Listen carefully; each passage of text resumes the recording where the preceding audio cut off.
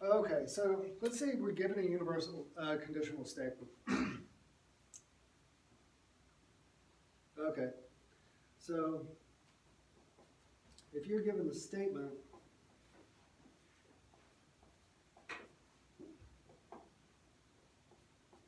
for every x in D, said if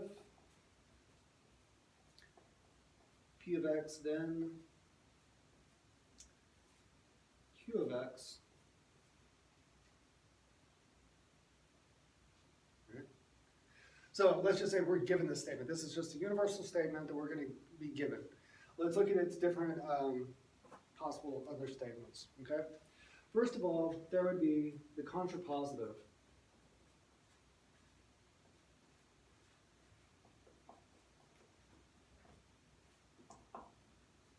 Okay. So the contrapositive would say that for every x in D,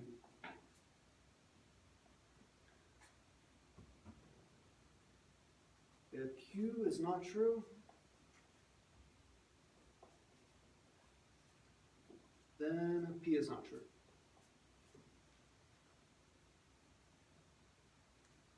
Now think about these two. So if P of x is true, then Q of x has to be true, okay? So the contrapositive is an equivalent statement saying, well, if Q's not true, then P's not true because P implied Q, okay? And besides the contrapositive, now these two statements are equivalent to each other. These other ones, however, not. The converse is that for every x in D, if Q of x, then P of x, okay? And inverse.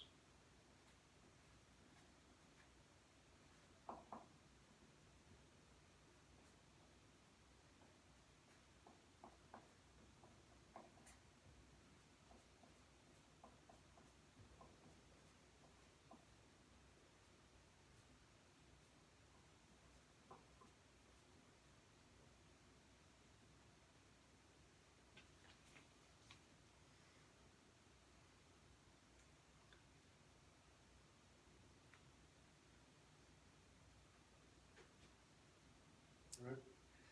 And so let's go back and also talk about this question of continuity and differentiability. Remember we were talking about, last time we were in class, we were talking about the difference between continuity and differentiability. Something has to be continuous versus something has to be smooth, okay? So,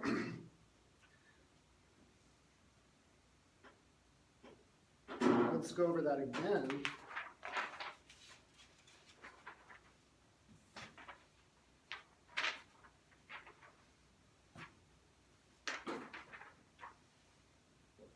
So let's start off with the statement.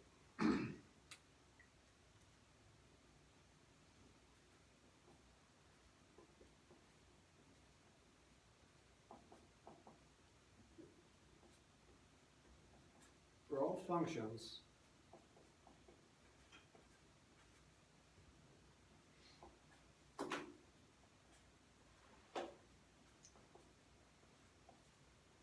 if a function is differentiable, and I'm going to abbreviate,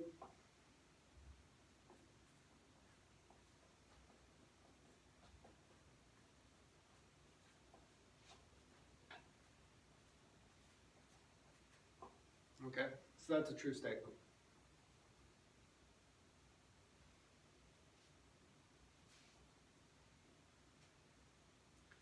Now the contrapositive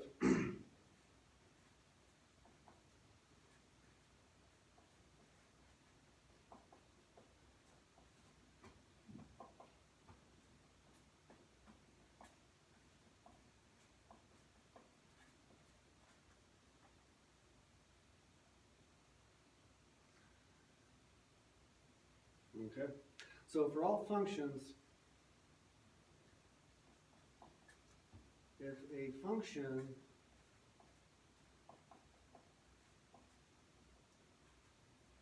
is not, I'll abbreviate this one too, continuous, then it is not differentiable.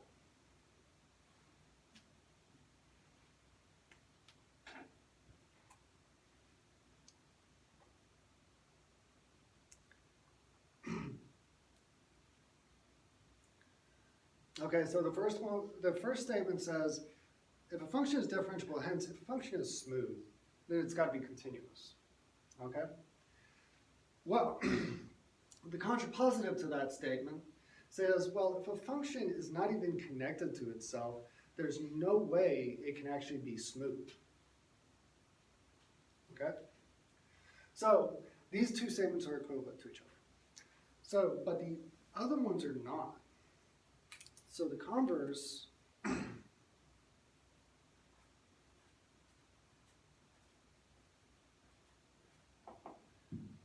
would be for all functions.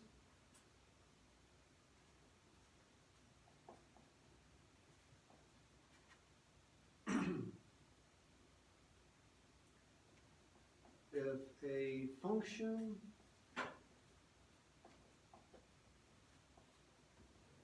is continuous,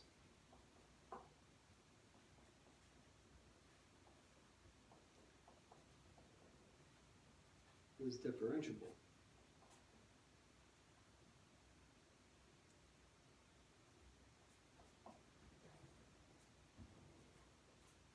This is actually false. Okay, and we'll talk about this next time. What is this?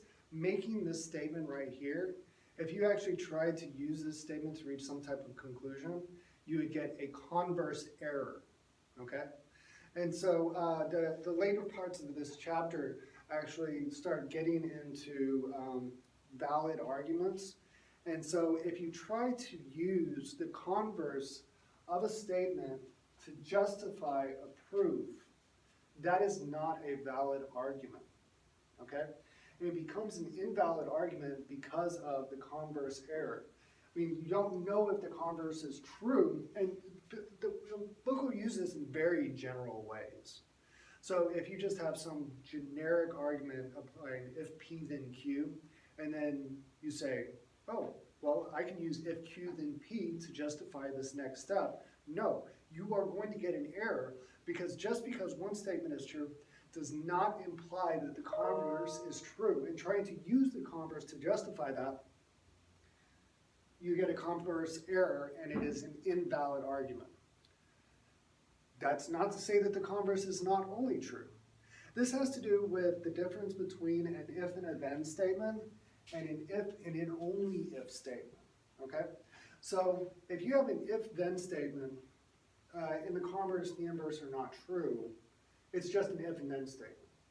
But if you have an if and only if statement where it can go back and forth, that's where you end up having the contrapositive, well, obviously it's true because it's equivalent to the statement, but then the converse and the inverse end up being true for if and only if statements, okay?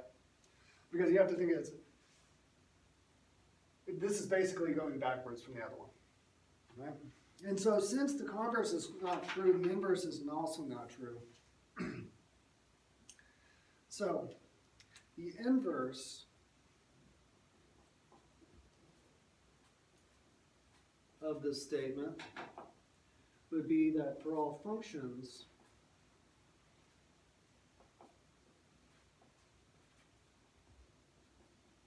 if a function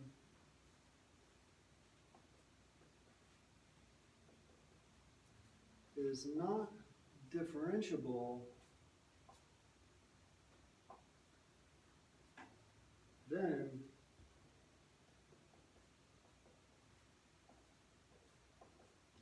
not continuous, okay?